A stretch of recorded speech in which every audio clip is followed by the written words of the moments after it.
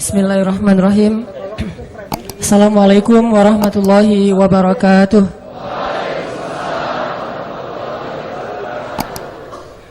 Alhamdulillahirabbil alamin. Hamdan katsiran thayyiban mubarakan fih kama yuhibbu rabbuna wa yarda. Asyhadu an la ilaha illallah wahdahu la syarikalah wa asyhadu anna Muhammadan abduhu wa rasuluhu la nabiyya ba'dah. Allahumma salli ala Sayyidina Muhammadin wa ala alihi wa sahbihi ajma'in. Teman-teman yang dirahmati Allah Subhanahu wa ta'ala, sifat dari iman itu fluktuatif. Gak usah iman, perasaan cinta aja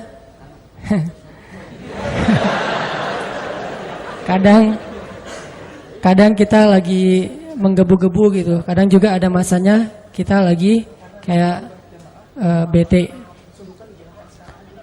Ketika seorang istri, kalau yang udah punya ya, tetap pakai tanda bintang. Kalau yang udah punya istri, ketika istrinya lagi ngambek, ketika istrinya lagi nggak nyaut panggilan suaminya, atau ketika istrinya nggak ngebaca-baca WA yang udah dikirim dari pagi sampai sore, contrengnya 2 tapi masih abu, itu berarti perasaannya lagi terganggu oleh banyak hal. Bisa jadi sikap kita, bisa jadi omongan orang lain, bisa dari dalam, bisa dari luar. Kalau itu terjadi dalam hubungan kita dengan sesama manusia, hal yang kayak gitu juga terjadi antara kita dengan Allah Subhanahu wa ta'ala. Padahal harusnya mah ke Allah nggak gitu. Soalnya Allah nggak pernah ngejailin kita, Allah nggak pernah zalim sama kita, Allah nggak pernah curang sama kita. Cuman mungkin kita sebagai hamba yang bodoh sering salah paham sama Allah, sehingga karena itu hubungan kita jadi kayak terganggu sama Allah. Nah, pertanyaannya adalah gimana caranya biar hubungan kita dengan Allah itu asik terus? Hubungan kita dengan Allah itu happy terus. Jadi kalau suami istri itu kayak pacaran terus gitu. Gak mikirin listrik tunggakan udah 3 bulan misalnya ya. Gak mikirin misalnya ada kewajiban apa. Cuman mikirin jalan kemana, terus ngapa-ngapain. Gitu pokoknya. Terus gak usah diperjelas. Susah ngomong depan jomblo. Banyak yang harus disensor ini mah. Nah, gimana caranya kita dengan Allah tuh punya hubungan yang selalu excited. Setiap hari itu bangun tidur bahagia. Apalagi bangun tidurnya sholat subuh. Walaupun dijama sama duha sih. Selalu bahagia gitu pagi-pagi. Pagi bahagia, malam sebelum tidur WA Allah dulu 100 ayat. Kalau nggak sanggup 100 ayat, 10 ayat deh minimal. 10 ayat baca Quran. Jadi kayak kita sebelum tidur WA dia dulu. Sebelum tidur jangan lupa berdoa nanti biar bisa tahajud, kayak dalam tanda kutip pacaran Islami kata orang. Nah, ke Allah tuh gitu. Nge-WA dulu 10 ayat sebelum tidur, terus bangun malam yang dipikirin Allah dulu. Kalau kita kan asal melek yang dilihat handphone kan ya. Asal melek handphone, aduh handphonenya lowbat jadi khawatir. Ke Allah gitu gak sih?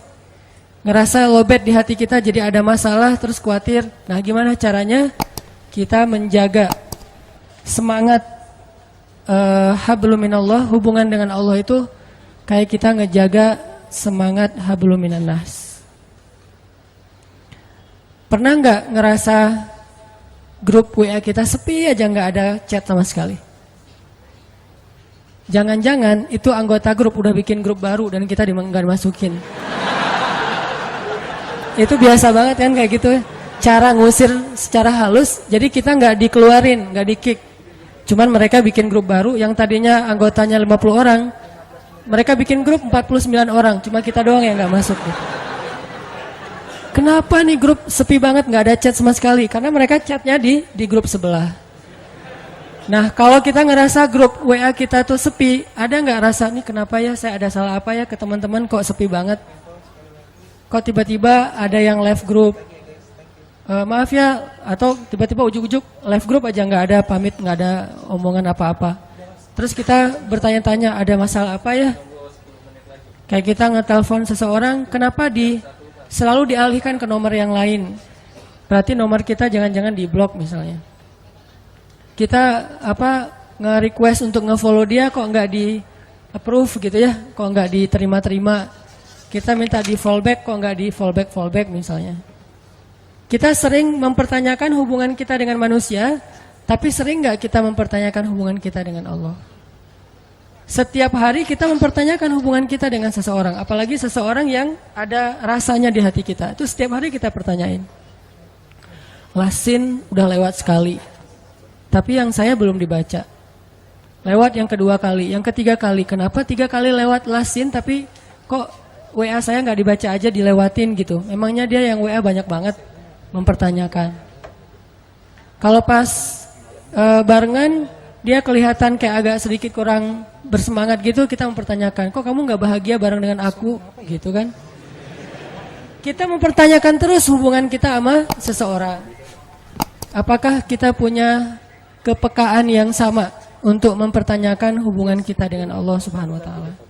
Dan kalau kita tidak baik hubungannya dengan Allah, nggak mungkin bisa baik dengan siapapun. Kalau nggak baik hubungannya dengan Allah, nggak mungkin kita bisa enjoy ngejalanin hidup kita. Nggak mungkin. Sama kayak kita kalau nggak baik hubungannya dengan orang yang kita sayangin, yang berpengaruh dalam hidup kita, itu pasti hari itu nggak nyaman. Pagi hari misalnya ada sedikit keributan kecil sama pasangan, itu sepanjang hari bete aja tuh. Tapi kalau pagi hari itu dibuka dengan mungkin kata-kata yang mesra, kata-kata yang baik sebelum pergi kerja, misalnya ada kecupan yang halal misalnya kan ya, itu pasti sepanjang hari bahagia. Kalau nggak percaya coba deh. Akad dulu maksudnya, akad udah gitu coba. Kamu ngapain akad? Cuma pengen ngerasain yang Ustadz Hanan ngomongin gitu. Cuma iseng doang gitu. Ini bahaya. Nah, itu pasti berpengaruh buat hari-hari kita, apalagi hubungan dengan Allah Subhanahu wa taala. Jadi, kalau kita ngerasa kenapa ya saya sepanjang hari bete aja, kenapa ya setiap urusan saya bermasalah, kenapa ya saya kok nggak tenang, kenapa? Halu'a idza massahu syarru jazua wa idza massahul khairu manu'a. Ombang-ambing aja perasaannya tuh nggak stabil, labil banget. Berarti ada masalah antara kita dengan Allah. Sehingga kata Allah, caranya perbaiki illal musallin. Perbaiki hubungan kita dengan Allah lewat sholat. Sholat kita udah benar belum nih? Udah sholat kok, tapi benar nggak sholatnya? Jangan-jangan sholat kita sekedar basa-basi doang. Datang, wudunya juga nggak sempurna, berdirinya nggak sempurna, asal udah beres, pergi. Berarti sholat kita basa-basi. Itu mungkin salah satu penyebabnya. Illal musallin. Terus juga, oh mungkin penyebab lain saya kurang zikir sama Allah. Nggak yadhkurunallaha qiyaman wa qu'udan wa ala junubihim. Nah, hari ini kita pengen sharing gimana cara kita menjaga stamina iman, menjaga semangat excitednya dekat dengan Allah Subhanahu wa taala, supaya hari-hari kita itu selalu bergairah. Terutama bergairah untuk berbuat baik. Dan yang kedua, tough dalam ngejalanin ujian-ujian hidup. Lebih kuat gitu. Bahkan kalau perlu, mudah-mudahan bisa survive dari setiap masalah. Teman-teman yang dirahmati Allah SWT, ternyata salah satu cara untuk, kalau bahasa agama itu namanya tajdid iman, memperbaharui iman. Ternyata salah satu cara memperbaharui iman, cara untuk kita nge-refresh, ngecas kembali iman kita tuh banyak dengar cerita. Banyak dengar cerita orang-orang yang sukses dalam urusan keimanan. Dan itu berlaku bukan cuma dalam urusan agama. Dalam kehidupan sehari-hari juga kayak gitu. Kayak misalnya orang yang senang bisnis.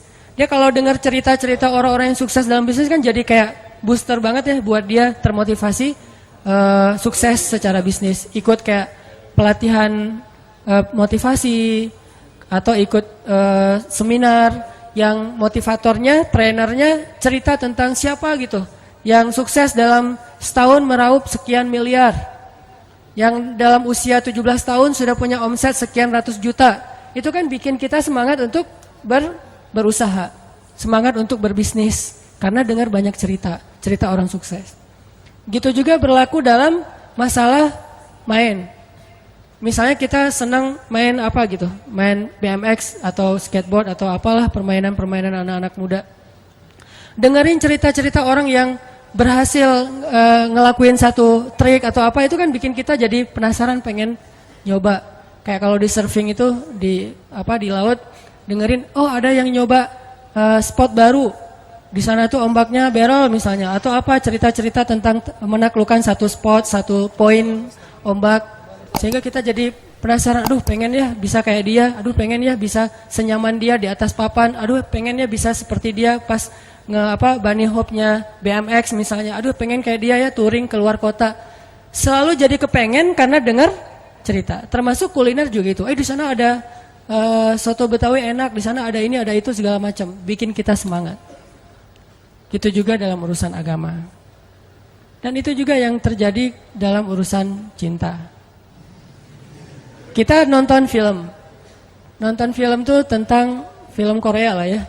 Putus gitu ya, diputusin. Kan kita penasaran gimana sih rasanya diputusin kan gitu ya. Bukan rasanya jadian, rasanya diputusin. Kok gua nggak pernah diputusin, orang jadian juga nggak pernah gitu.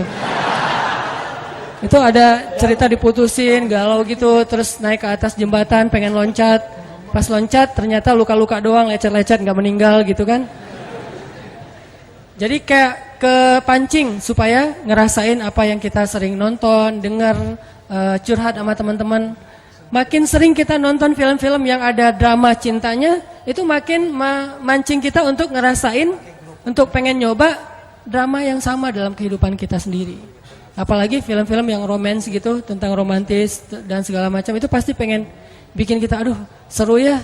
Ada yang perhatiin, seru ya kalau bisa kayak gitu, jalan-jalan kemana segala macam. Nah ini artinya cerita, qasas dalam bahasa Al-Quran itu ada pengaruhnya, ibroh, memberi asar, memberi pengaruh dalam diri kita. Sehingga sepertiga dari isi Al-Quran itu bahkan lebih adalah kisah. Sampai kalau kita baca story behind the surat Yusuf, kan surat Yusuf itu isinya cerita Nabi Yusuf.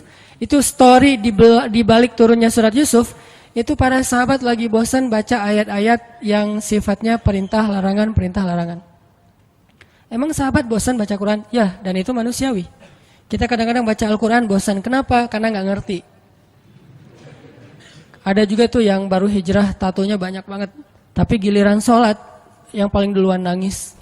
Soalnya imamnya kelamaan. Subhanallah nih, tatonya banyak, sholat tahajud nangis duluan. Saya juga yang jadi imam merasa kayak cemburu gitu, iri. Kok dia duluan nangis ya, saya nggak bisa nangis. Pas sudah selesai, kenapa duluan nangis? Ustadz bacanya panjang banget. Oh iya, masalahnya di situ. Nah, di Al-Quran tuh ada ayat yang sifatnya perintah, ya ayyuhalladzina amanu kutiba alaikumusiyam aqimis shalah dan seterusnya. Ada larangan, la ta'kulur riba dan seterusnya. Para sahabat kayak ngerasa monoton gitu, nggak ada variasinya. Akhirnya para sahabat datang ke Nabi, ya Rasul, ada ayat yang model-model lain nggak gitu? Ayat model gimana? Ya jangan gini-gini aja, pengen yang sesuatu yang baru gitu ya Rasul. Bukannya nggak enak kan bilang bosan sama Al-Quran kan nggak enak tuh. Cuman ya emang bosan sih gitu. Sifat manusia, bukan Al-Qurannya membosankan ya. Manusianya yang gampang bosan karena imannya lemah. Karena lagi naik turun iman teh. Akhirnya turunlah surat Yusuf. Yang Allah menyampaikan kisah terbaik di dalam Al-Quran supaya para sahabat lebih bahagia lagi, lebih semangat lagi membaca Al-Quran. Dan mendengar kisah itu universal banget tuh nilainya. Kita nggak akan terjebak dengan perdebatan fikih. Kita nggak akan terjebak dengan mazhab-mazhab. Walaupun itu juga kebaikan. Cuman kadang-kadang ada orang yang menyikapinya nggak bijak. Kalau kisah, insya Allah universal. Semua orang bisa mengambil pelajaran tanpa harus melihat dari mazhab apa, lintas pemahaman, tafsir, segala macam. Nggak. Karena kisah itu sifatnya sesuatu yang bisa diambil pelajarannya oleh siapapun. Makanya hari ini kita pengen dengerin beberapa kisah yang mudah-mudahan bisa mentajdid, mengecas kembali iman kita dan pulang dari sini lebih semangat lagi dalam beramal soleh. Kalau beramal soleh ke Allah itu ibadah, zikir. Kalau beramal soleh ke manusia itu berakhlak mulia, terutama kepada orang tua. Jangan sampai kita dikenal orang yang baru hijrah, tapi malah disayangkan karena akhlaknya nggak bertambah baik. Harusnya makin hijrah, orang-orang di sekeliling kita tuh kayak makin ngerasa dapat banyak manfaat dari kita, dapat kebaikan dari kita. Ini berarti kita hijrahnya insya Allah sudah on the track. Semakin banyak ngaji, semakin baik akhlak. Jangan semakin banyak ngaji susah senyum. Makin rajin ngaji, makin rajin senyum. Tapi jangan salah senyumnya ya, bahaya. Bahaya. Senyumnya senyum yang ke teman aja, jangan diposting. Pertama saya pengen ngisahin tentang Umar bin Khattab. Umar bin Khattab itu salah satu hobi beliau dengar kisah. Itu yang bikin iman Umar bin Khattab itu luar biasa. Hobinya itu dengar kisah. Kalau ada orang yang menurut Umar kayaknya ini lebih senior, lebih soleh, lebih berpengalaman, Umar langsung duduk. Pak, tolong beri saya nasihat, beri saya kisah. Suka dengar kayak gitu. Suatu hari Umar nemu seorang ayah yang sama anaknya itu apet banget, sama anaknya itu kayak dekat banget, sayang banget ke anak laki-lakinya. Dan nggak sewajarnya kayak gitu, saking sayangnya ke anak laki-laki. Akhirnya Umar nanya, Bapak ada cerita apa dengan anaknya ini? Si bapak ini cerita, ya Amirul Mukminin, saya tuh pernah dulu ketika istri saya sedang hamil, saya dapat panggilan berjihad. Kan di zaman sahabat dulu ada wamil ya, wajib militer. Jadi semua laki-laki harus ikut membela negara. Saya dapat panggilan berjihad. Sedangkan istri saya sedang hamil tua, saya galau. Antara berangkat atau absen nungguin istri ngelahirin. Saya tanya ke istri saya, kata istri saya, Mas kan udah sering ikut jihad. Sekali-kali ini coba minta izin kepada komandan, kepada panglima supaya menunggui istrinya yang mau ngelahirin. Istrinya nggak rela suaminya berangkat. Tapi suaminya berat hati pengen membela agama Allah, membela negara. Setelah istikharah, tanya sana sini, akhirnya suaminya memutuskan saya harus berangkat.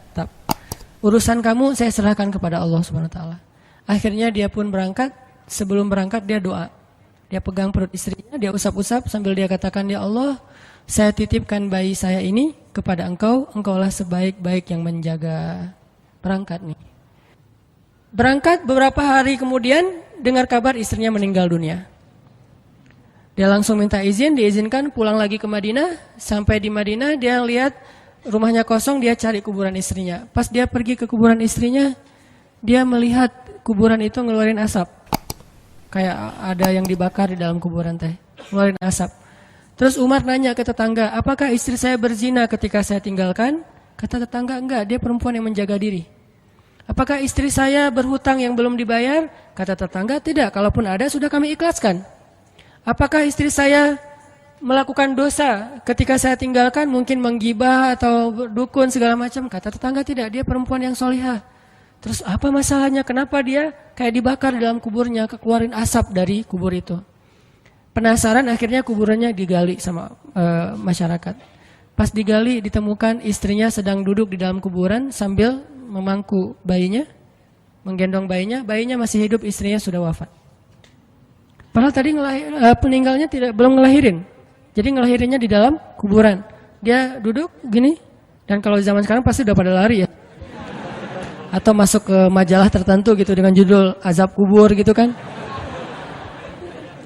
Nah, orang-orang pada heran ngelihat bayinya masih hidup, menangis, dan istrinya duduk dalam keadaan tidak bernyawa. Diambil bayi itu, istrinya dikuburkan kembali. Ternyata istrinya bukan diazab, itu tanda-tanda dari Allah supaya digali kuburannya dan melihat kebesaran Allah. Waktu itu laki-laki ini menangis dan beristighfar minta ampun kepada Allah. Orang-orang heran nanya, kenapa? Apa dosa kamu kok minta ampun? Dia bilang, saya berburuk sangka kepada Allah. Gimana berburuk sangkanya? Sebelum saya berangkat berjihad, saya mengusap perut istri saya katakan, ya Allah, saya titipkan bayi saya kepadamu, engkau sebaik-baik penjaga. Saya enggak mengatakan bayi saya dan istri saya. Karena saya pikir istri saya sudah dewasa, bisa menjaga dirinya. Sedangkan bayi masih lemah dan dia butuh penjagaan Allah. Saya berburuk sangka kepada Allah. Saya pikir manusia bisa menjaga diri, sementara bayi tidak. Orang dewasa bisa. Sehingga Allah hanya menyelamatkan apa yang saya titipkan dan membiarkan apa yang saya tidak titipkan. Aku tergantung prasangka hambaku kepadaku. Ana indalni abdi bi. Kalau kita tawakal ke Allahnya 100%, Allah nolongnya 100%. Dan ukuran persentase itu yang tahu cuma kita, karena di hati kita itu yang muncul. Ada satu titik keraguan, berarti kurang dari 100%. Keraguan itu memperlambat datangnya pertolongan dan keajaiban dari Allah. Makanya aku tergantung prasangka hambaku kepadaku. Kenapa ada orang di zaman dulu tuh kayak dapat karomah, keajaiban-keajaiban dalam hidupnya. Kayak nggak mungkin terjadi secara logika dan ilmiah. Karena memang dia yakinnya ke Allah itu 100%. Apakah kalau kayak gitu kita nggak perlu ikhtiar? Perlu, tapi ikhtiar nggak ada hubungannya dengan keyakinan. Ikhtiar itu hubungannya dengan kewajiban. Allah yang suruh kita ikhtiar, tapi yakin berhasil apa enggak, itu urusan yang kedua, urusan hati antara kita dengan Allah Subhanahu wa taala. Kayak kita minum obat. Tentunya kita harus beli obat yang paling bagus, dokter yang paling recommended, yang spesialis. Oke, itu ikhtiar. Tapi kalau sampai hati kita terlibat dengan ikhtiar itu, meyakini bahwa kalau ini pasti sembuh, kalau ini kayaknya nggak ada harapan, soalnya dokter juga nggak ahli, berarti hati kita sudah terpaut dengan makhluk dan berarti sudah berkurang yakinnya kepada Allah. Saat itu kita tidak akan melihat keajaiban. Yang terjadi dalam hidup kita saat itu apa? Hal-hal yang ilmiah. Kenapa kita hanya ngalamin hal-hal yang ilmiah? Karena kita yakinnya kepada hal yang ilmiah. Kenapa ada orang yang ngalamin hal-hal yang sifatnya miracle? Karena dia yakinnya kepada mukjizat. Yakinnya kepada aun atau pertolongan dari Allah Subhanahu wa taala. Jadi bukan kita tidak berikhtiar, ini bab a'malul qulub. Amal hati. Apakah hati kita yakin enggak sama Allah Subhanahu wa taala? Dan Umar mendengar cerita itu semakin yakin sama Allah. Makanya nanti muncul kasus di zaman Umar tuh luar biasa. Ini presiden kalau imannya 100% ke Allah, ada masalah di negaranya tuh dia tinggal bilang ya Allah beres tuh masalah. Jadi di Mesir waktu itu ada musim paceklik sampai sungai Nil tuh hampir habis tuh. Sehingga air sungai Nil nggak mengalir lagi ke ladang-ladang jagung, gandumnya orang-orang Mesir. Dan orang Mesir yang dulunya menyembah anak sapi betina mulai syirik lagi nih. Mulai berpikir kalau kayak gini mah sama aja. Setelah Islam datang kita tetap aja susah, paceklik. Mending kita doa lagi ke nenek moyang kita, dewa-dewa yang dulu. Gubernur Mesir yang namanya Amr bin As waktu itu ngirim surat kepada Umar ke Madinah. Ya Amirul Mukminin, Mesir sedang diuji oleh Allah dengan kekeringan dan masyarakatnya hampir syirik. Kami mohon bantuan dari pusat, dari Madinah untuk membantu bagaimana mengatasi kekeringan di Mesir. Begitu surat itu sampai ke Umar bin Khattab, Umar nulis balik surat dalam bentuk doa. Bismillahirrahmanirrahim. Ya Allah, turunkanlah hujan untuk masyarakat rakyat Mesir. Dikirim ini surat ke Mesir. Waktu itu ibu katanya masih Alexandria, belum Kairo. Dikirim ke Alexandria, malam itu diambil sama Amr bin As. Pas dibaca oleh Amr bin As, Bismillahirrahmanirrahim. Ya Allah, berikan rakyat Mesir hujan yang mencukupi untuk mereka. Saat itu juga hujan turun. Sampai sungai Nil meluap dan menggenangi ladang-ladang jagung dan gandumnya orang-orang Mesir. Dan mereka bertakbir semuanya. Cuman ngirim surat doang dari Amirul Mukminin. Kan enak ya? Coba kalau kita hidup di zaman Umar. Ya Amirul Mukminin, saya belum dapat jodoh. Ya Allah beri dia jodoh. Beres. Cepet banget loh. Ya Amirul Mukminin, dia nolak saya. Ya Allah terimalah. Terima. Yang kemarin nolak hari ini. Kenapa ya saya jadi serak sama dia? Gara-gara doa Amirul Mukminin. Ini artinya teman-teman, keajaiban dari yakin kepada Allah itu luar biasa dari kisah bapak tadi itu. Kalau kita berbaik sangka kepada Allah. Kenapa enggak ikhtiar? Mungkin sudah ikhtiar, bikin pengairan segala macam tapi belum berhasil. Yang kurang cuma satu, doa. Doa mungkin udah banyak tapi belum diijabah karena doa-doa mereka tidak seajaib doanya Umar bin Khattab. Belum lagi Umar berdiri di atas mimbar. Ini mungkin terkenal nih, kejadian dalam perang Qadisiyah kalau nggak salah. Umar lagi khutbah Jumat di Madinah. Kaum muslimin lagi berperang di Irak melawan pasukan Persia, perang Qadisiyah namanya. Irak Madinah tuh kan kalau naik pesawat sekitar 2,5 jam, 3 jam, jauh tuh. Jakarta Medan lah, jauh.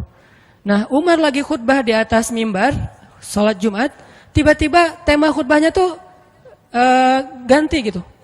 Lagi ngomong tiba-tiba beralih tema. Wahai kaum muslimin, naiklah ke atas bukit itu, baliklah kalian mundur-mundur gitu. Jadi Umar tiba-tiba kayak ngomongin sesuatu yang gak nyambung. Orang-orang heran, ini Umar kenapa? Oh ya udah biarin, namanya juga Umar gitu kan. Dia punya, mungkin dia ngelihat setan atau apa, setan kan takut sama Umar. Diem. Udah selesai sholat Jumat, pada datang, ya Amirul Mukminin tadi apa yang terjadi? Kenapa Amirul Mukminin ngomong sesuatu yang gak nyambung? Kita juga gak ngerti. Kata Amirul Mukminin, saya ngelihat Allah menampakkan kepada saya pasukan Islam di Qadisiyah yang terdesak hampir habis dibantai sama musuh. Tapi saya ditunjukkan ke sebuah bukit yang mungkin mudah-mudahan itu jadi benteng untuk mereka berlindung. Saya suruh mereka naik. Orang kan nggak langsung percaya kan? Bener gitu terjadi kayak gitu. Kalau Rasul ngomong, mungkin aku naik ke langit, Isra Mi'raj, oke lah. Itu aja masih ada yang mendustakan. Ini Umar yang ngomong, bukan Nabi yang dapat wahyu. Orang nggak langsung percaya, selang beberapa minggu kemudian pasukan Qadisiyah pulang. Jadi utusan mereka pulang bawa berita tentang kemenangan perang dalam perang Qadisiyah. Dia cerita, suatu hari di hari Jumat kami sedang berperang. Kami terdesak, hampir habis dibantai sama musuh. Udah nggak ada jalan untuk berlindung. Tiba-tiba kami mendengar suara Umar. Amirul Mukminin berteriak, wahai kaum muslimin, naiklah ke atas bukit ini supaya kalian terlindungi. Akhirnya kami mundur naik ke atas bukit dan selamat waktu itu. Berarti benar-benar terjadi. Kok bisa? Ya, qadarullah. Ini keajaiban iman mereka. Apakah kita bisa ngedapatin pengalaman-pengalaman kayak gini? Bisa, kalau keimanan kita dengan level yang sama. Kalau nggak selevel yang sama pun, minimal kita nusaddid. Kalau kita tidak bisa sama persis, minimal kita berusaha untuk nuqarib. Berusaha untuk pengalaman kita nanti walaupun nggak sama persis, mirip-mirip dengan pengalaman mereka. Lagi-lagi bukan berarti tidak berikhtiar. Ini keajaiban-keajaiban yang terjadi. Dan saya juga baru ngalamin kemarin pas saya di seminggu, nggak kurang dari seminggu yang lalu, saya baru pulang dari laut di Batu Karas. Di sini ada teman saya, Agi, mana Agi? Nah ini Agi ya. Ini by the way model model iklan. Ada deh pokoknya iklan jodoh maksudnya. Agi ini anak Batu Karas. Agi boleh diceritain? Agi ini anak Batu Karas. Batu Karas itu Jawa Barat, daerah Pangandaran. Dari Bandung kurang lebih 6 jam perjalanan. Kalau lagi ada ombak saya suka ke sana nonton orang main surfing. Nggak main sih, main dikit-dikit tapi nggak jago. Nonton orang main surfing. Ketemu Agi. Agi nggak tahu tuh ya. 2 hari sebelum saya datang ke Batu Karas dia sakit kayak demam gitu. Mungkin habis diputusin kali ya. Dia demam gitu, nggak enak badan, pengen pulang. Biasanya kalau nggak enak badan cuma dia tinggal di Jakarta, paling juga di kos-kosan. Tapi kali ini pengen pulang ke Batu Karas banget. Aduh, kenapa ya pengen pulang ke Basroh Batu Karas gitu ya. Batu Karas kayak Basroh gitu. Pengen ke Batu Karas. Pas dia pulang, hari saya lagi mau main tuh, dia diajak sama temennya, ngojek itu apa? Berenang yuk gitu. Yuk berenang yuk, berenang. Dia ikut, padahal lagi nggak enak badan, tapi pengen berenang. Pas lagi di pantai, saya datang ketemu loh, kayak kenal nih, hitam-hitam ektis gitu. Ternyata ketemu saya, Ustadz Hanan ya, ya kenalan. Ustadz saya tuh ketemu Ustadz kemarin di Meruya pas kajian minggu bulan yang lalu. Cuman karena jamaahnya banyak, saya nggak bisa ketemu Ustadz, nggak bisa salaman. Saya waktu itu membatin. Ya Allah, saya pengen banget ketemu Ustadz Hanan langsung, tapi jangan dalam suasana ta'lim yang ramai, langsung berdua. Mudah-mudahan terkabulkan. Akhirnya Agi banyak istighfar sebulan istighfar. Akhirnya terjadilah yang tadi itu. Dia nggak enak badan. Saya juga tiba-tiba ujuk-ujuk. Kenapa ya saya pengen ke Batu Karas? Kenapa ya pengen ke Batu Karas? Ternyata di sana ada ombak. Kan ada Agi. Ketemu aja di Batu Karas. Itu cara Allah menskenariokan. Dan itu terbukti banget loh. Istighfar. Bukan karena saya orang soleh. Dan kita bisa istighfarin siapa aja. Saya pengen ketemu ini, saya pengen. Dan itu ajaib. Kalau misalnya nggak ketemu pun di dunia, insya Allah ketemu dengan orang soleh itu nanti di akhir. Apa ruginya beristighfar dan berdoa? Nggak ada ruginya kan? Ya Allah, saya pengen banget ketemu dengan misalnya sebutlah ulama yang paling kita ngefans di dunia siapa gitu, dengan Imam Sudais. Imam Masjidil Haram. Pengen banget jabat tangan sama Imam Masjidil Haram yang ngimamin umat Islam seluruh dunia gitu. Tapi kan nggak mungkin. Kita umroh, kita haji juga nggak bisa ketemu dengan Imam Sudais. Kita berdiri paling depan ya di dekat dengan Hajar Aswad. Begitu mau sholat diusir tuh. Begitu selesai salam langsung dipagar betis sama askar-askarnya. Susah ketemu beliau tuh, ajaib banget kalau bisa ketemu. Tapi kan nggak ada salahnya beristighfar kan? Astagfirullah, astagfirullah, ya Allah, Sudais, astagfirullah, astagfirullah, Sudais, astagfirullah. Terus aja gitu. Pengen ketemu Sudais. Tiba-tiba bisa aja Sudais datang ke Indonesia, ada seminar apa, mungkin bisa ketemu yang paling logisnya. Atau kalaupun nggak ketemu di dunia, tiba-tiba bangkit dari kubur di sebelah kita. Siapa? Kan kamu sering manggil saya dulu, siapa? Sudais. Sudais yang mana ya? Imam Masjidil Haram, Masya Allah, Syekh gitu.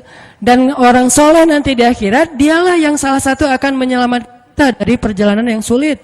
Selain syafaat Rasulullah SAW.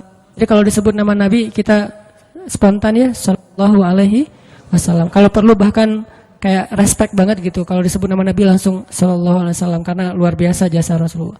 Yang jelas selain Rasulullah Sallallahu Alaihi Wasallam, nanti ulama-ulama orang-orang soleh juga bisa nolongin kita di akhirat. Jadi kalau kita doa ya Allah pengen banget ketemu si Fulan, Syekh Fulan, Ustadz Fulan, Kiai Fulan. Kalau nggak ketemu pun di dunia, pasti ketemu di akhirat. Yang jelas harapan kita nggak mungkin Allah abaikan gitu aja, nggak mungkin. Pasti Allah kabulkan. Cuman Allah kadang-kadang menggunakan cara yang lebih baik daripada yang kita pernah bayangin. Ketemu beliau di dunia paling cuma selfie. Tapi kalau ketemu di akhirat, dibawa selamat di sirat yang panjang. Lebih mending mana? Ketemu nih dengan seorang ulama, orang soleh yang kita ngefans banget nih. Pokoknya saya pengen banget selfie sama beliau ya Allah. Apalagi kalau orang soleh itu followersnya banyak, misalnya ya 1.100.000. Sedikit itu mah, banyak model yang 17 juta, 19 juta. Pengen followersnya nambah kalau selfie sama beliau. Cuma nambah followers. Tapi kalau ketemunya di akhirat, nambah apa? Nambah derajat, naik level. Kita jadi selevel dengan masuk ke level beliau, padahal kita mah malahnya nggak selevel gitu. Kenapa? Karena dibawa sama beliau. Orang soleh itu kalau mau masuk surga, teman-teman nyari teman-teman yang mencintainya di dunia. Ya Allah, mana Fulan, dia mencintai saya di dunia. Ya Allah, mana Fulan, dia mencintai saya di dunia. Allah bilang, dia masih tuh di sidang, belum beres-beres, sudah sidang ke-30 misalnya. Kan sidang di dunia aja satu kasus berpuluh-puluh kali kan. Gimana sidang akhirat, lebih berat lagi tuh. Ya Allah, tolonglah dia, selamatkan dia, karena saya mencintainya selama di dunia karena engkau. Akhirnya orang-orang soleh pada balik lagi. Dari surga, balik lagi ke padang mahsyar. Demi ngapain? Demi menyelamatkan orang-orang yang mencintai mereka semasa di dunia. Datang ke padang mahsyar, cari ke bagian informasi. Tolong dong yang namanya ini gitu, panggilin. Perhatian-perhatian, Hanan At-Taki dipanggil sama Syekh siapa gitu. Saya dipanggil, datang aja. Mas, saya yang dipanggil, benar Hanan At-Taki? Ya, mana coba buktinya? Aduh, saya lupa bawa kartu nama. KTP misalnya. Udah pasti tahu lah ya malaikat sama kita. Udah masuk aja. Tuh ada yang nungguin di business lounge gitu. Jadi ada VIP lounge-nya gitu kan. Oh, saya boleh masuk VIP lounge-nya. Masuk ke VIP lounge. Udah sampai di sana udah ada makanan segala macam, mereka lagi duduk. Kayak asa kenal nih, siapa ya? Dekat Hanan ya? Ya. Wah, kita sering ketemu dalam doa. Wah, akhirnya pelukan. Ada apa, Syekh? Yuk ikut saya ke surga, kan enak banget kan? Terus sidang saya gimana? Udah beres, diberes sama teman-teman saya di sana. Saya banyak teman di dalam gitu. Saya banyak. Beres kan? Di dunia aja bisa gitu. Masa di akhirat gak bisa? Tapi dengan seizin Allah dan Allah ridho dengan kebaikan-kebaikan itu. Jadi gak ada sia-sianya juga. Kita kan dulu saya pernah cerita yang Imam Ahmad bin Hambal kan yang pengen banget ke Basrah, dan itu ternyata terjadi juga sama Agi. Dan terjadi juga sama salah seorang driver ojek online di Bandung. Baru 2 bulan yang lalu kejadiannya. Saya lagi datang ke markasnya Pemuda Hijrah, kita sering ada kayak rapat gitu di kantor. Markas kita namanya Masjid Al-Latif di dekat Gedung Sate. Datang dari pagi rapat sampai sore. Dan saya pakai baju baju main biasa, bukan pakai baju taklim. Sebetulnya sama aja sih. Nah, waktu itu sholat zuhur di Masjid Al-Latif, saya ngimamin sama asar. Habis asar pulang. Karena nggak nyetir sendiri, saya pakai online, saya order nih. Order, pakai ojek, ada yang ngambil. Drivernya ngambil, datang, jemput, pulang. Kemana? Ke Cimahi, pulang. Di tengah jalan dia nanya, Mas sering sholat di Masjid Al-Latif itu ya? Saya bilang, ya lumayan, saya bilang. Ya itu masjid rame banget, anak-anak muda pada numplak di situ taklim. Siapa sih itu, ada imam muda, bagus suaranya gitu. Ntar, jangan GR dulu. Muzammil, oh iya Muzammil, ya bagus tuh. Tadi udah GR, ternyata salah. Oh Muzammil, benar-benar Muzammil tuh suaranya bagus banget ya, anak ITB kan? Ya anak ITB ya. Kalau Mas di situ sering ngimamin juga? Ya sesekali sih, saya bilang. Dia mulai curiga gitu. Suka ikut taklim juga di sana? Ya kadang-kadang, saya bilang. Kenal sama Muzammil? Ya lumayan, padahal murid sendiri kan. Lumayan, saya bilang. Oh Mas, kayak nggak asing nih. Mas tadi ngimamin sholat zuhur bukan? Ya, saya bilang. Mulai curiga kan dia. Mas namanya siapa sih Mas? Hanan, saya bilang. Hanan? Hanan yang mana nih? Ya.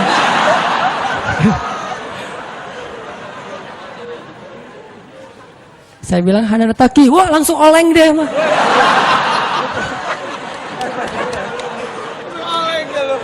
Oh, Mas biasa aja Mas biasa aja gitu.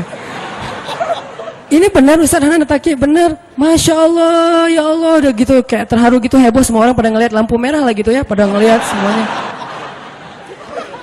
Saya langsung pakai masker, gitu. Ustadz tahu nggak Ustadz, saya sebulan ini istighfar terus habis dengerin cerita Imam Ahmad bin Hambal yang ke Basrah, saya istighfar, ya Allah pengen banget ketemu Ustadz Hanan, tapi jangan ditaklim berdua, jadi bisa curhat-curhatan gitu. Ternyata Allah bikin skenario, saya order ojek online, dia ngambil, jadi ngobrol di jalan sampai ke rumah, akhirnya bertamu nggak pulang-pulang. Wah ini luar biasa cara Allah.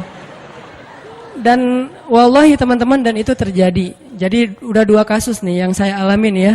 Satu Agi, satu lagi yang ojek online tadi. Dan dua-duanya hajatnya sebulan Allah kabulkan. Jadi kalau ketemu saya aja sebulan gampang, masa ketemu jodoh bertahun-tahun gak dapat ya? Gimana nih? Istighfarnya gimana nih? Ini terutama buat cewek-cewek nih. Kalau cewek-cewek kan nggak bisa nyari. Masa cewek kepo gitu kan nggak mungkin. Pura-pura follow, nge-like. Kok dia nge-like terus yang first like lah gitu. Nggak mungkin kan. Cewek kan agak-agak jaim. Ya udah istighfar aja deh. Banyak-banyak istighfar. Tiba-tiba ada yang kesandung jatuh di depan cewek. HP-nya jatuh. Dia pergi, HP-nya nomornya. Nggak penting sih ceritanya. Pokoknya ada. Ada jalan dari Allah yang kita nggak ngerti nih, yang jelas bisa. Kita tinggal yakin aja sama Allah, istighfar, Allah yang kasih jalan. Walladzina jahadu fina lanahdiyannahum subulana. Pokoknya kalau kalian bersungguh-sungguh kata Allah di jalan kami, udah kami kasih jalan-jalan keluar yang subul, jamak dari sabil, banyak banget jalan keluar di sisi Allah. Yang penting kita jahadu fillah, berusaha di jalan Allah Subhanahu wa taala. Itu kisah pertama Umar bin Khattab. Kisah kedua teman-teman yang dirahmati Allah SWT, yang bisa ngebooster iman kita ke Allah tuh kisah ada seorang ulama namanya Ibrahim Al-Asom. Kalau pernah dengar, beliau disebut Al-Asom itu karena emang beliau orang yang sangat terjaga. Ibrahim Al-Asom ini ulama miskin, pengen haji. Setiap ada orang yang berangkat haji, beliau kayak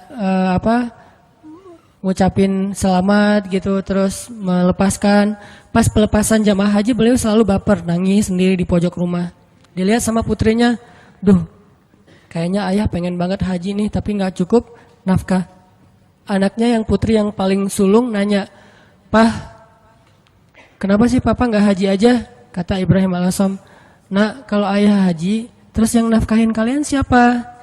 Biaya haji mungkin murah, tapi nafkahnya siapa? Sementara istrinya, keluarganya nggak ada yang nafkahin selain suaminya ini, orang tua. Akhirnya anaknya bilang, Allah yang menafkahi kami. Berangkatlah wahai ayah, serahkan kami kepada yang lebih baik daripada ayah, yaitu Allah.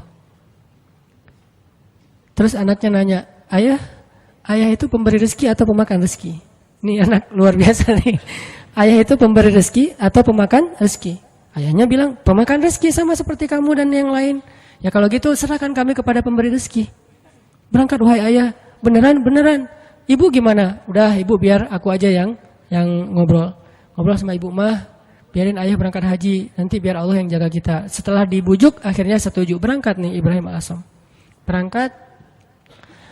Di tengah jalan berdoa, ya Allah saya titipkan keluarga saya kepada engkau sebaik-baik yang menjaga, yang memelihara. Saya aja engkau pelihara apalagi keluarga saya. Akhirnya berangkat. Hari pertama nafkah yang disiapin sama ayah mereka masih cukup. Hari kedua, hari ketiga, hari keempat mulai kurang nih. Udah nggak cukup makanannya, rotinya habis. Cuma ada air putih doang, korma udah habis. Mulailah ibunya mengeluh. Ngeluh kepada anak yang perempuan, ini gara-gara kamu nih. Gara-gara kamu akhirnya ayah berangkat. Terus kita gimana, nasib kita gimana, dan seterusnya ngeluh. Anaknya nanya lagi kepada ibunya, "Mah, ayah kita itu pemakan rezeki atau pemberi rezeki?" Kata mahnya, "Ya pemakan rezeki sama dengan kita, tapi kan tetap harus ikhtiar." Ya udah kalau gitu, pemakan rezeki telah pergi, sedangkan pemberi rezeki terus menjaga kita. Allah kan gak pergi, yang pergi itu yang makan rezeki, Allah gak pergi. Jadi tenang aja mah, sabar sedikit. Karena kalau Allah mau ngasih kejutan, Allah biasanya suka ngasih ujian dulu. Kenapa dikasih ujian? Supaya Allah ngelihat kita tuh pantas gak sih dapat kejutan dari Allah. Ini penting nih ya. Kalau Allah pengen ngasih kita surprise, Allah biasanya nguji dikit. Kenapa diuji? Karena Allah pengen lihat kita tuh pantas gak sih dapat surprise yang luar biasa dari Allah. Kalau kita bersabar, Allah kasih tuh kejutan yang luar biasa. Sabar mah, sabar. Gak lama kemudian lewatlah satu rombongan dari raja. Rombongan pangeran ini lewat berburu kehabisan air. Akhirnya ada satu pengawal datang ke rumah Ibrahim AS, ngetuk pintu minta tolong diberikan air. Assalamualaikum, waalaikumsalam. Saya rombongan pangeran, kita kekurangan air, boleh minta air dari sumur kalian? Kata istrinya, boleh silakan ambil aja sesukanya, air berlimpah. Akhirnya ngambil, dibawa ke pangeran. Sampai di rombongan pangeran ini mereka minum, airnya manis. Nggak seperti air sumur yang lain, kayak dikasih gula gitu, manis banget airnya. Ini air kok manis? Akhirnya pangerannya heran, nih kamu dapat dari sumur mana sih kok airnya kok rasanya manis dan segar gitu. Kayak apa, es teh manis lah pokoknya ya, airnya manis, segar, habis makan warung Padang kan es teh. Akhirnya mereka balik ke rumah itu, tanya ini rumah siapa? Ini rumah Ibrahim AS. Oh Ibrahim AS selebgram itu gitu. Kan terkenal Ibrahim AS waktu itu jadi selebgram, semua orang tahu, tapi nggak tahu wajahnya, cuma tahu namanya, nama besar lah ya. Oh Ibrahim AS ulama besar itu ahli tasawuf, ya seperti yang orang-orang sering ngomong-ngomong. Oh kalau gitu kami merasa terhormat bisa minum air yang berkah dari rumahnya Ibrahim AS. Wah ibu kemana? Ibrahim AS lagi berangkat haji. Apa yang kalian butuhkan? Allah yang mencukupkan segala kebutuhan kami. Kan harga diri ya, nggak mau mengemis. Akhirnya pangeran ini ngomong ke semua menteri, keluarkan semua barang-barang berharga kalian, serahkan kepada keluarga Ibrahim AS sebagai bentuk terima kasih karena udah nolong kita ngasih air. Akhirnya mereka ngasih emas, segala macam berpeti-peti gitu, taruh di rumah Ibrahim AS dan mereka melanjutkan perjalanan. Setelah mereka pergi, anak perempuan ini bilang lagi, "Mah, ayah itu pemakan rezeki atau pemberi rezeki?" Wah, pemakan rezeki, Allah yang semangat sekarang. Mamanya udah semakin yakin. Ayahnya pulang, harta itu belum habis. Selama beberapa tahun mereka bisa makan tanpa harus bersusah payah. Nah ini artinya tingkat keyakinan kepada Allah itu setelah ikhtiar pastinya memberi kita kejutan-kejutan yang kita nggak pernah bisa ngebayangin. Nah dalam hidup kita kadang-kadang harus berani bertaruh karena Allah. Kan kita sering gambling karena manusia kan? Kita gambling ngutang ke satu perusahaan yang nanti bayarnya lebih mahal, lebih bertambah. Kita ngutang 10 juta, bayarnya jadi 13 juta. Kita gambling, ketutup lah. Orang saya nanti untungnya sekian-sekian, gambling kan? Kenapa kita berani gambling kepada makhluk yang bahkan tidak ada niat baik untuk menolong kita? Tetapi kita tidak berani gambling kepada Allah yang bahkan berjanji pasti akan menolong kita selama kita di jalannya. Kenapa nggak berani gambling kepada Allah? Nikah tunggu mapan dulu. Kenapa nggak gambling aja? Nikah nanti Allah mapankan. Bukankah janji Allah gitu? Kalau mereka fakir, Kalau mereka fukoro, kalau mereka nggak punya makan, Allah yang akan memberi makan. Kan beres. Jadi datang ke calon mertua, Pak, saya pengen melamar anak Bapak. Udah punya kerja apa? Belum, Pak. Terus gimana memberi makanan anak saya? Allah yang memberikan makanan. Dan ngomongnya jangan ragu-ragu, yakin. Allah, Pak. Bapak mau saya sebutin hadis-hadisnya? Siapin aja buku hadisnya beberapa lembar ya. Silakan Bapak boleh dibaca-baca pas waktu senggang. Mungkin waktu itu nggak langsung diterima. Hidayah orang kan bertahap ya. Waktu itu minimal dia udah ngerti dulu.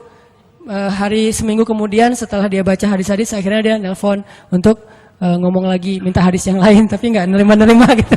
Cuma pengen belajar agama doang. Intinya teman-teman yakin sama Allah. Bukan nunggu mapan baru nikah. Nikah Allah mapankan. Nunggu punya bekal baru berangkat ke luar negeri ke Mesir. Berangkat dulu nanti Allah kasih bekal. Tahu itu yang sering saya jelasin yang kalau di YouTube kan namanya tuh gimana saya berangkat ke Mesir nggak bawa bekal. Ikhtiar udah mentok dan mentok-mentoknya cuma dapat $1.000. Udah mentok banget tuh. Tabungan dikuras, kemudian ikut beberapa perlombaan supaya dapat hadiah. Memang waktu itu saya nggak ikhlas, pengen juara supaya dapat hadiah, dapat 500.000, dapat 1 juta. Wah bisa dikumpulin $1.000, habis bayar tiket sama travel. Nggak ada uang sisa sama sekali. Rp1 juga nggak.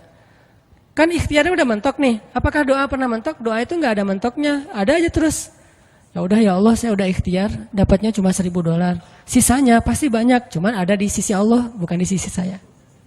Ada banyak. Cuman di sisi Allah. Allah ghaniyun. Allah maha kaya. Wa ma indallahi khair. Dan apa yang ada di sisi Allah pasti lebih baik daripada yang di sisi kita. Allah ngasihnya pas kita butuh. Sekarang saya kan belum butuh, butuhnya buat bayar travel. Ya udah Allah bayarin dulu buat travel. Kalau buat makan nanti ngasihnya pas mau makan, jangan sekarang. Kita kan sering yakinnya kalau udah ada di tangan kita, bukan di tangan Allah. Dan itulah derajat keyakinan kita. Makanya yang terjadi keajaiban dalam hidup kita itu ya gitu-gitu aja. Kita yakin apa yang ada di tangan kita, bukan yakin apa yang ada di tangan Allah. Terus jangan di tangan Allah, saya gimana nanti? Ya pas kita butuh Allah kasih. Jadi ibaratnya kita kayak nitipin duit ke orang yang sangat terpercaya, orang tua kita gitu. Atau ke istri, Mah, mama pegang ya, kita lagi kayak traveling berdua nih sama pasangan. Yang, kamu yang pegang duitnya, kasih berapa? 10 juta, jalan ke Bali gitu. Kita khawatir nggak jalannya? Enggak, orang duitnya udah dipegang pasangan kita kan. Dan kita percaya nggak mungkin dia, duit itu dipakai sendiri. Tiba-tiba dia beli gaun, beli apa, habis aja duitnya. Nggak mungkin, dia paham manajemen keuangan kita. Pas, Mah, bayarin taksi, keluarin sama dia. Mah, bayarin kasih tips ke bel saya di hotel, bayarin sama dia 15.000, 20.000. Ada terus ketika kita butuh. Gitu juga kita menitipkan nasib kita kepada Allah. Masalahnya cuma yakin. Bukan ada apa enggak, adanya pasti. Yakin enggak, itu doang masalahnya. Sama kayak kita nitip ke pasangan tadi, ada duitnya. Yakin enggak bahwa duit itu nanti akan dikasih pas kita butuh? Yakin. Berarti ke Allah juga harusnya kayak gitu. Bukan gak ada duitnya, bukan gak ada hartanya, bukan gak ada kebaikan dan anugerah itu. Ada banget. Cuman yakin gak kita Allah sebaik-baik yang memelihara. Berangkat ke Mesir, butuh makan, baru Allah kasih buat makan. Butuh bayar kos-kosan, awalnya 3 bulan pertama, baru Allah kasih buat kos-kosan. Butuh, setiap butuh Allah kasih. Toh selama saya di Mesir, saya gak pernah tuh ngerasa kurang dari kebutuhan saya, walaupun gak megang lebih. Tapi nggak pernah merasa kurang. Sama kan? Apa bedanya dengan orang yang megang lebih? Nih ya, ada 2 orang nih. Yang satu pegang duit banyak, tapi yang dibelanjakan segitu-gitu aja. Yang satu nggak pegang duit banyak, tapi yang dibelanjakan juga sama dengan yang pegang duit banyak. Bedanya apa? Cuman beda tenang doang ya. Yang satu tenang karena megang duit banyak, yang satu nggak tenang karena nggak megang duit kan? Cuma beda itu doang. Padahal yang dibelanjain sama. Kalau nggak punya duit nanti mau beli sesuatu yang mahal gimana? Ya berdoa aja minta yang mahal. Ya Allah, pengennya sih Alphard, duit nggak ada. Kita kan baru berani milih barang mahal kalau kita punya duit banyak kan? Kenapa nggak berdoa yang mahal walaupun kita nggak punya duit? Di situ belajar iman, belajar yakin sama Allah, belajar la ilaha illallah. Saya dulu pas mau beli rumah, memangnya saya punya duit? Yang saya juga cerita tuh, duitnya berapa? Cuma 30 juta. Rumah yang dicari 300 juta. Rumah yang didapat 700 juta. Coba gimana tuh? Logikanya nggak masuk, tapi yakin aja sama Allah, jalan aja tuh, jalan, azan asar, Allahu Akbar, Allah Allahu Akbar, Allah Maha Besar. Masuk ke masjid, sholat. Nggak kepikiran juga habis sholat dapat rumah. Kalau kepikiran mungkin nggak dapat kan? Kepikirannya, Allah yang panggil. Nih bos manggil nih. Nggak boleh ditunda-tunda kan? Bos yang manggil, datang. Sholat, habis sholat ketemu jemaah. Ustadz lagi ngapain? Nggak, lagi jalan-jalan. Senyum-senyum malu gitu. Jalan-jalan kok jauh-jauh ke sini, daerah Cimahi pelosok gitu. Nggak, lagi nyari rumah pak. Wah, kebetulan Ustadz saya juga lagi jual rumah 700 juta, ada yang minta, saya nggak lepas. Senyum aja. 700 nggak dilepas, apalagi 300. Enggak pak, saya nyari-nyari yang kecil-kecil aja, yang 2 kamar buat saya sama anak. Oh, udah Ustadz lihat aja dulu, siapa tahu berubah pikiran. Enggak apa-apa, makasih gitu. Pulang nih, malam dia telepon lagi, Ustadz please besok datang ya. Ini benar ya kata Nabi, kalau kita nggak mencari dunia, dunia tuh ngejar-ngejar kayak memelas gitu, begging ke kita tuh. Bayangin dunia begging. Please Ustadz datang, please Ustadz ambil saya, kata si rumah teh. Rumahnya minta begging ke saya supaya saya tinggal di situ. Ya saya mah orangnya biasa-biasa aja. Karena nggak yakin kalau itu bisa gitu ya. Ya udah karena menghargai dia datang besoknya. Bukan untuk ngelihat rumah, menghargai orang yang meminta. Datang pas ngelihat garasinya muat 3 mobil, makin nggak mungkin. Ada kolam renang anak, makin nggak mungkin. Kamarnya 10, wah nggak mungkin. Nggak mungkin. Gimana Ustadz kata dia? Rumahnya besar ya Pak. Gitu doang basa-basi. Gimana Ustadz tertarik? Ya siapa nggak tertarik rumah kayak gini, tapi saya nggak nyari yang kayak gini-gini Pak. Males ngerawatnya, nyapunya susah. Gitu. Alasan gitu. Udah Ustadz sanggupnya berapa? Saya nyarinya yang 300 juta sih Pak. Udah ambil aja Ustadz. 300 juta langsung ambil. Saya baru bilang, cuman duitnya 30 juta. Mungkin dia nggak enak juga mau ngomong, Ustadz ngomong dari tadi kayak gitu ya. Saya duitnya cuma 30 juta Pak, boleh nggak saya cari dulu cicilan kemana gitu. Saya lagi nyari-nyari yang finance cari untuk cicil. Udah Ustadz nggak usah gitu-gitu, ribet. Udah nyicil ke saya aja kalau Ustadz ada duit. Berapa lama nih? Ya terserah Ustadz. Mau setahun, 2 tahun, 10 tahun, terserah Ustadz deh. Alhamdulillah sampai setahun lunas. Allah kasih rezeki. Yang tadinya kita tuh nggak punya rezeki sebanyak itu untuk bisa ngelunasin utang besar. Tapi begitu Allah kasih kesempatan, bukan sengaja mau berhutang, Allah mudahkan, ya udah. Akhirnya ada aja jalan.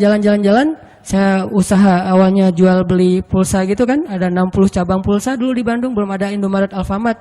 Terus mulai naik lagi jual beli mobil bekas, mulai naik lagi main di properti sedikit-sedikit, nggak banyak, nggak gede sih. Tapi di situ Allah ternyata benar ya, kalau kita mintanya ke Allah, Allah Maha Kaya, bisa ngasih lebih dari yang bisa dikasih oleh manusia. Kalau minta ke manusia, minta banyak-banyak amat sih, kan gitu kan ya. Minta ke perusahaan finance, pasti dia minta jaminan. Jaminannya dia akan ngasih maksimal setengah dari harga anggunan yang kita gadaikan.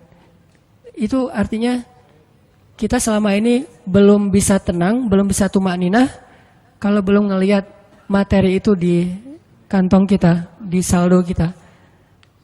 Seolah-olah kalau itu di tangan Allah nggak ada. Itu masalah kita. Masalah kita di situ teman-teman. Seolah-olah kalau masih di tangan Allah itu belum ada. Padahal di tangan Allah itu lebih ada daripada di tangan kita. Kenapa? Di tangan Allah itu nggak akan raib. Nggak ada yang bisa nyolong di tangan Allah. Di tangan kita banyak yang bisa nyolong.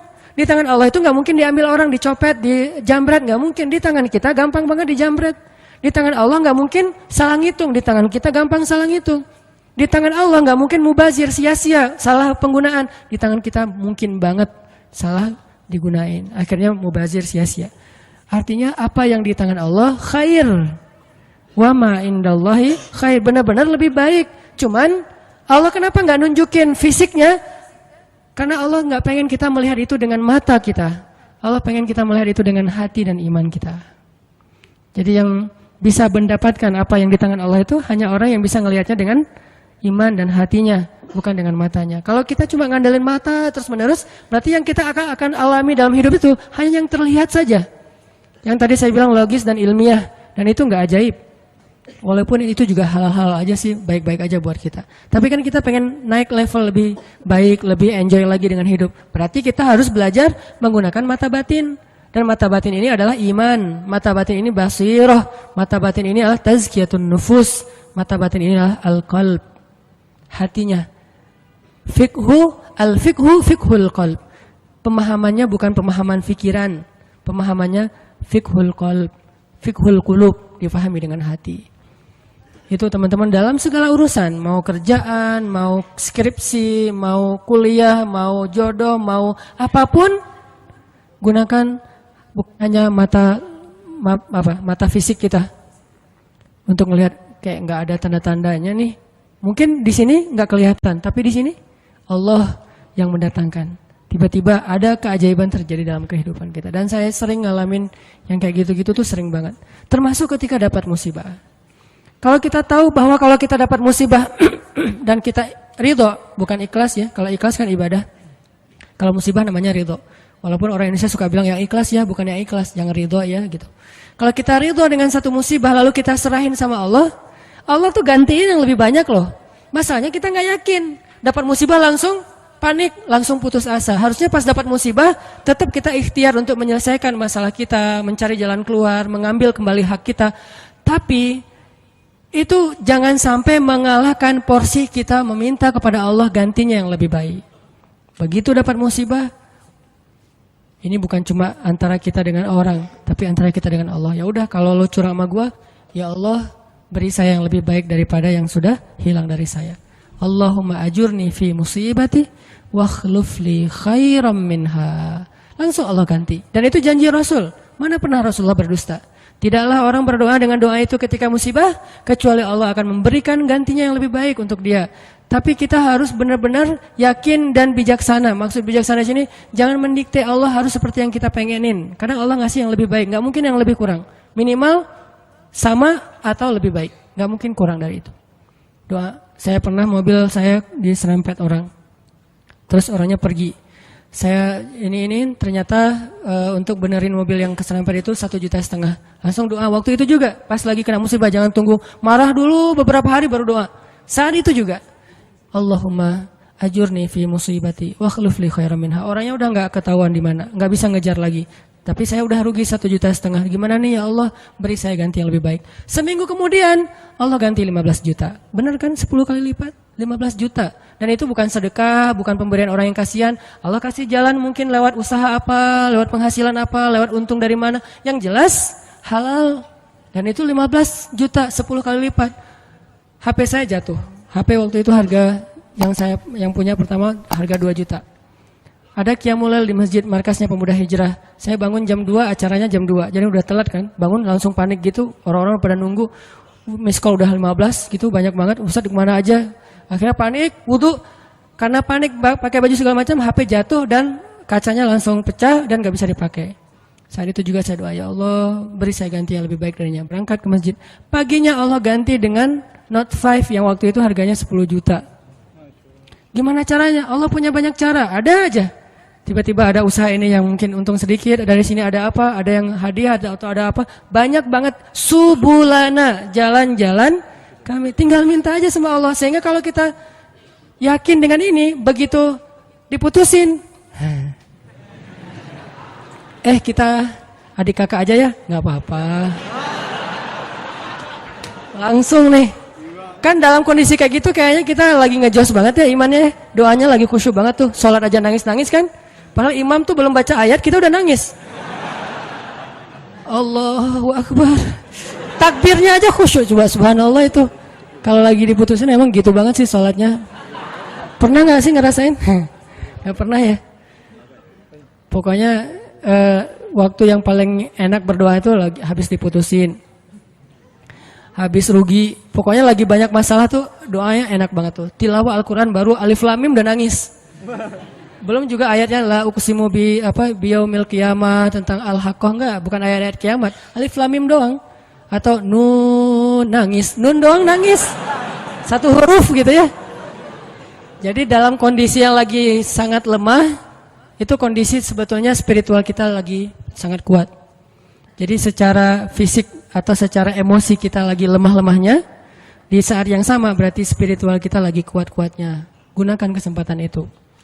Biasanya kalau emosinya lagi stabil, lagi nyaman, spiritualnya lemah. Seringnya tuh kayak gitu kan.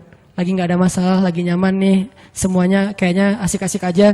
Kita doa juga, Rabbana atina fid dunya hasanah. Ada yang lebih parah, ya Allah samain aja deh dengan yang sebelah gitu kan. Saking malesnya berdoa, doa sholat juga bacanya yang standar-standar aja, al-ikhlas. Karena cuma itu yang ikhlas, yang lain nggak ikhlas. Tapi begitu emosional kita lemah, di waktu yang sama, spiritual kita langsung kuat. Entah kayak gimana, itu mungkin fitrah manusia ya. Asal emosionalnya lama langsung kuat. Dan itu spontan kadang-kadang teman-teman. Saya dulu pernah tinggal di rumah kontrakan di sebelah,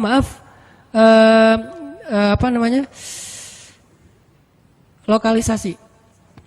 Jadi di sebelah rumah saya itu ada kayak asrama kayak gituan, kupu-kupu senja. Saya persis di sebelah rumahnya di Bandung tuh. Namanya Jalan Saninten. Kan ada Saritem, ada beberapa kan. Nih ada Saninten juga. Saya tinggal di sebelahnya. Kalau malam pokoknya kita sering dengar banyak hal-hal aneh aja di sebelah. Kalau saya mau ke masjid, saya sengaja ke masjid itu pakai jubah, pakai sorban, gitu ya. Terus janggut digini-giniin, padahal nggak panjang, tapi digini-giniin. Jalan depan cewek-cewek itu sore kan orang mereka udah pada duduk, udah selesai dandan, udah wangi kan, duduk depan gang tuh. Saya jalan, Assalamualaikum, Waalaikumsalam. Lewat. Kadang-kadang kalau malam mereka nggak kenal saya lagi lewat pakai motor gitu, langsung disamperin, om gini. Saya tinggal di situ. Oh ya maaf om, saya balik panggilin. Suka dipanggil-panggil gitu. Orang saya tinggalnya di situ. Pas anak udah agak gede, saya khawatir anak jadi nggak sehat dengan lingkungan itu baru pindah. Tadi mau cerita apa ya? Hah? Oh ya, spontan ya. Nah, yang punya tempat itu pastinya nggak pernah sholat dan memang preman juga sih, badannya gede. Kalau dengan saya mungkin 4 kali saya lah, gede banget pokoknya, gede banget orangnya, tinggi besar dan nggak ada yang berani sama dia. Ada gempa waktu itu di Bandung, siang-siang gempa, dia lagi tidur di atas, biasa tidur pagi gitu, jam 10 pagi tidur. Pas gempa dia langsung loncat ke bawah, Allahu Akbar, Allahu Akbar. Saya kira ada demo apa gitu, dia takbir sendiri. Allahu Akbar, takbir, coba bayangin. Berarti kan spontanitas fitrah manusia itu ketika emosionalnya terganggu, spiritualnya naik kan. Dan itu kesempatan kita untuk kembali ke Allah banget tuh. Karena untuk dapetin spiritual yang sengejos itu, kalau normal susah, kita harus benar-benar ikhtiar. Tapi kalau lagi emosional kita drop, di sisi yang lain, sisi baiknya Allah langsung naikin spiritual kita. Tapi kalau kita abaikan, dua-duanya drop, habis kita. Jangan abaikan. Dia langsung takbir, Allahu Akbar, Allahu Akbar. Saya gempa, keluar semuanya dari rumah, takut runtuh. Pas udah beres gempa, ketawa-ketawa lagi gitu pada ngobrol. Itu terjadi. Dan keluarga saya juga ada yang kejadian pas tsunami dulu di Aceh, kan saya dari Aceh. Tsunami di Aceh itu ada keluarga saya. Dia nggak sholat subuh. Pagi itu hari Ahad kan, tanggal 26 Desember 2014.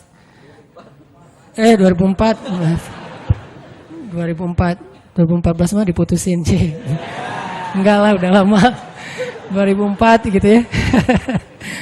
Nah, hari itu ada salah satu keluarga saya, dia nggak sholat subuh. Biasa, bukan waktu itu doang nggak sholat subuh. Biasa dia nggak sholat subuh. Gempanya kalau nggak salah jam 9 apa jam 8, sejam kemudian tsunami. Pas tsunami, dia itu lari, hilang. Padahal orangnya itu sering berantem, pokoknya jagernya di kampung lah, sering berantem sama orang-orang di terminal. Tapi begitu tsunami dia lari duluan. Adiknya malah ikut lari sama dia, ditarik sama dia lari. Pas sudah di tengah jalan, ingat balik lagi ke rumah karena dia ingat ibu sama kakaknya ketinggalan. Dia pengen nyelamatin ibunya. Kenapa yang satu lari terbirit-birit hilang, yang satu lagi balik? Karena yang satu itu ngerasa banyak dosa. Kalau saya mati hari ini, habis saya nanti di akhirat nih. Jadi dia nggak berani mati. Daripada saya mati tapi belum sholat subuh, lari dia tuh. Yang tadi sholat subuh balik lagi. Nah ini jujurnya ketika spiritual berbicara kan. Mungkin kalau spiritual kita nggak bicara, kita akan sombong, ngerasa apaan sih akhirat, apaan sih tauhid, apaan sih agama, apaan. Tapi begitu ada masalah yang pertama kita sebut siapa selain ibu kita? Allah, minimal oh my God. Dan itu bentuk dari fitrah manusia bahwa dia masih mengakui Tuhan. Tinggal masalah Tuhan yang mana nih kan itu ya. Tapi masih mengakui Tuhan. Ketika fitrah dan spiritual kita bicara, harusnya kita dengar dan itulah ucapan yang paling benar. Kalau yang bicara itu emosi kita, belum tentu benar, dia subjektif. Tapi kalau yang ngomong itu fitrah, itu benar banget tuh. Sehingga teman-teman gunakan kesempatan pas lagi dapat musibah, ya Allah, angkat kedua tangan kita, doa kepada Allah, mulai dengan memuji Allah, kemudian salawat kepada Rasulullah, minta yang setinggi-tingginya nggak masalah. Karena kalau Allah nggak ngasih di dunia kayak gitu, Allah kasih kayak gitu di akhirat, bahkan lebih baik dari itu. Apa sih ruginya kita minta, ya Allah, beri saya Ferrari. Ini yang nggak tahu diri nih, mintanya Ferrari gitu. Tapi kan minta ke Allah nggak masalah. Dan kita yakin kalau nggak dikasih Ferrari di dunia, minimal dikasih Ferrari di akhirat. Bangkit dari kubur, ada Ferrari. Halusinasi, ternyata dia belum meninggal, mimpi gitu. Bangkit dari kubur, datang kendaraan nih. Dan benar-benar kan di akhirat ada kendaraan kan. Cuman bahasa hadisnya kendaraan dari cahaya, kendaraan dari amal soleh. Tapi bahasanya kendaraan. Dan kita akan mengendarai kendaraan itu untuk bisa ngelakuin touring sepanjang Padang Mahsyar. Padang Mahsyar itu touringnya capek banget loh. Itu touring paling heboh tuh. Di mana pusat Padang Mahsyar, teman-teman? Palestina. Hari ketika manusia disidang, dibangkitkan, spot bangkitnya, meeting pointnya, itu Palestina. Makanya di dalam Al-Quran Allah menyebutkan Palestina itu dengan istilah Yauma yunadil munadi mim makanin qarib. Hari ketika malaikat memanggil manusia dari tempat yang dekat. Semua ulama tafsir sepakat tempat yang dekat itu artinya Palestina, Al-Quds. Siapa yang meninggalnya di Palestina, itu sebuah kebaikan yang luar biasa. Karena nanti dia akan bangkit lebih dulu dan akan dimudahkan hisabnya. Itulah keutamaan salah satunya meninggal di Palestina. Walaupun gak semuanya punya nasib yang sama. Tapi setidaknya manusia bangkit. Terus dari sini ke Palestina ngapain? Gimana jalannya? Mau jalan kaki? Dari Bekasi ke sini aja tadi berapa jam jalan kaki kan? Apalagi dari Sunda Kelapa ke Palestina. Itu jauh banget loh. Jalan kaki itu bisa bertahun-tahun sampai ke Palestina. Dan itu bumi yang sekarang. Sedangkan Padang Mahsyar ribuan kali lipat lebih besar daripada bumi sekarang. Dan bumi Padang Mahsyar itu belum ada sekarang. Nanti Allah jadikan lagi setelah kita bangkit. Karena Allah berfirman di akhir surat Ibrahim, Yauma tubaddalul ardu ghairal ardi was samawat. Hari ketika ard itu bahasa Arab jadi bahasa Inggris, earth. Itu bahasa Arab. Yauma tubaddalul ard ghairal ard was samawat. Hari ketika bumi yang lama diganti dengan bumi yang baru. Bumi yang lama namanya bumi yang sekarang, dunia, ardud dunia. Bumi yang baru namanya Ardul Mahsyar, Padang Mahsyar. Ukurannya miliaran kali lebih besar daripada bumi yang sekarang. Karena semua planet, bintang-bintang itu disatuin jadi satu bumi. Dan matahari cuma jadi satu dan dekat banget. Dan artinya jarak kita ke Palestina aja udah miliaran kali lebih jauh dari sekarang. Kalau nggak punya kendaraan terus mau jalan kaki kapan sampainya. Itulah kenapa ada orang di Padang Mahsyar ribuan tahun nggak beres-beres. Kenapa? Jalan doang dari ribuan tahun belum disidang. Harus ke Palestina. Sampai di sana sidangnya juga lama. Belum lagi ngelewatin Sirat. Sirat itu panjangnya dari bumi ke langit. Dan langit terjauh yang pernah ditemukan oleh sains, berapa miliaran tahun perjalanan cahaya kan, bukan jalan kaki. Kalau nggak punya kendaraan gimana sampainya ke surga? Jadi untuk bisa sampai ke surga aja teman-teman, nggak ada kendaraan, itu mungkin menghabiskan usia kita miliaran tahun loh. Belum sampai ke surga. Terus gimana dong Ustaz? Kita harus punya banyak kendaraan dan kebaikan. Karena cuma itu yang bisa memudahkan perjalanan kita. Itu touring panjang banget. Jadi minta, ya Allah yang kecepatannya berapa ribu kekuatan kuda misalnya. Ferrari. Gimana cara dapetin Ferrari itu? Doa terus menerus. Kalau nggak dikasih di dunia yakin dikasih di akhirat. Kalau saya mah mending milihnya di dunia mah yang biasa-biasa aja. Di akhirat yang luar biasa. Kenapa? Yang biasa-biasa juga di dunia udah cukup buat kita. Tapi yang luar biasa di akhirat itu emang kita butuhin banget. Ya Allah, matanya besar, hidungnya mancung, alisnya bertaut. Jadi alisnya tuh nggak ada pemisah, nyatu gitu. Alisnya bertaut. Kalau perlu ditato gitu ya, alisnya biar lurus. Alisnya bertaut ya Allah, atau kayak pedang gitu. Pedang ali bercabang. Tingginya sekian ya Allah, kulitnya putih Korea lah. Minta yang sebaik mungkin. Nanti kalau nggak dikasih jodoh kita kayak gitu di dunia, maka jodoh kita yang di dunia itu nanti akan Allah perindah di akhirat. Dan saya sering cerita, di surga itu nggak ada jomblo. Jadi nggak usah khawatir. Tetap ada wedding lah di surga. Dan WO-nya itu para malaikat banget. Malaikat yang nyiapin segala macam, kita dirias sama malaikat. Nang sini nang, dirias sama malaikat. Malaikatnya tuh yang bagian rias yang keren-keren gitu, dirias udah secantik-cantiknya, rambutnya nggak kusut lagi selama-lamanya, nggak ada cerita aduh keringetan ya, aduh AC-nya mati ya, ternyata ini apa segala macam, nggak ada tuh di surga. Selalu bahagia. Baitun, rumah yang tidak ada teriakan dan tidak ada keluhan cuma ada di surga. Di rumah tangga di dunia tetap ada. Gimana pun soleh keluarga Nabi, Aisyah kadang-kadang mengeluh manusiawi. Tapi di surga nggak ada. Nikah di surga. Siapa yang jadi walinya? Allah Subhanahu wa ta'ala. Saya nikahkan kamu dengan perempuan yang soleha ini. Perempuan dunia yang udah jadi bidadari.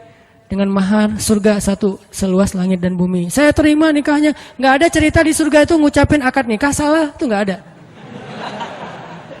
Sah, kata saksi. Sah nggak ya? Sah nggak ya? Nggak deh. Ternyata saksinya mantan belum bisa move on gitu.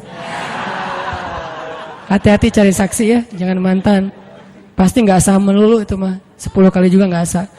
Intinya teman-teman, surga itu didapetin kalau kita benar-benar di dunia ini menggunakan semua kesempatan di sisi Allah SWT. Ada masalah minta ke Allah, ya Allah, doa aja yang sebaik mungkin, nggak ada sia-sianya. Itu beberapa kisah yang mudah-mudahan bisa booster semangat kita beramal soleh. Dan selalu hadir dalam majelis para ulama. Dengerin taklim itu bukan berdebat ya. Bukan untuk kita menganggap diri kita paling benar, yang lain salah, kita masuk surga, yang lain neraka, kita petunjuk, yang lain sesat. Bukan. Dengerin taklim tuh untuk apa? Ngecas iman kita masing-masing.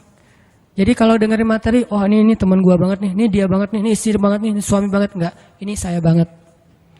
Saya sering banget tuh dengerin talim yang kayaknya khotib itu kayak ngomongin saya tuh. Kan saya udah 2 tahun ini enggak khutbah Jumat, jarang banget khutbah Jumat, sengaja enggak ngambil jadwal khutbah karena saya pengen jadi yang mendengar. Kalau dulu setiap Jumat khutbah, kalau sekarang setiap Jumat pengen dengerin ceramah. Sering banget tuh pas denger ceramah si khotib itu kayak kenal saya, padahal kita enggak kenal. Yang diomongin saya aja tuh. Ada orang begini-begini lah, saya tuh. Kalau kayak gini dia begini, dia ngomong dan segala macam, dia kadang-kadang membicarakan sesuatu yang dia tidak amalkan. Dah gua banget nih. Terus aja kayak diceramahin seolah-olah satu masjid itu isinya cuma saya sendiri. Gak ada yang lain. Kan kita sering kan kayak gitu ya. Kenapa? Allah yang menggerakkan lisan seorang ustadz, ulama untuk menasihati kita. Sehingga nggak perlu kita, wah ini mirip teman saya nih, harusnya dia dengar ya, harusnya saya rekam ya, ini harusnya istri saya dengar nih, harusnya suami saya dengar. Jangan mencari nasihat untuk orang lain, carilah nasihat untuk diri kita sendiri. Kalau kita lagi ada masalah sama pasangan, nanti kalau udah ada pasangan maksudnya, kalau kita punya masalah sama pasangan ya, jangan pernah googling hadis-hadis pasangan. Suami googling, istri-istri yang soleh hadis, search. Jangan, istri, suami yang imam terbaik, search. Gak usah cari nasihat buat pasangan, carilah nasihat buat diri sendiri. Suami hadis-hadis suami yang penyabar, ketemu nih kita jadi semangat lagi.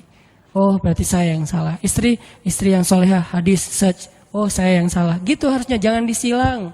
Kalau disilang semuanya saling menuntut dan saling menyalahkan. Kalau sesuai dengan masing-masing kapasitasnya, semuanya saling memperbaiki diri. Cari buat diri kita. Ikut taklim buat memperbaiki diri, bukan memperbaiki kelompok yang lain. Bukan memperbaiki orang lain, tapi memperbaiki diri kita sendiri. Itu aja, mudah-mudahan ini bisa jadi penyemangat. Saya mohon ampun kepada Allah jika ada yang salah. Mohon maaf jika ada yang keliru. Barakallahu li walakum.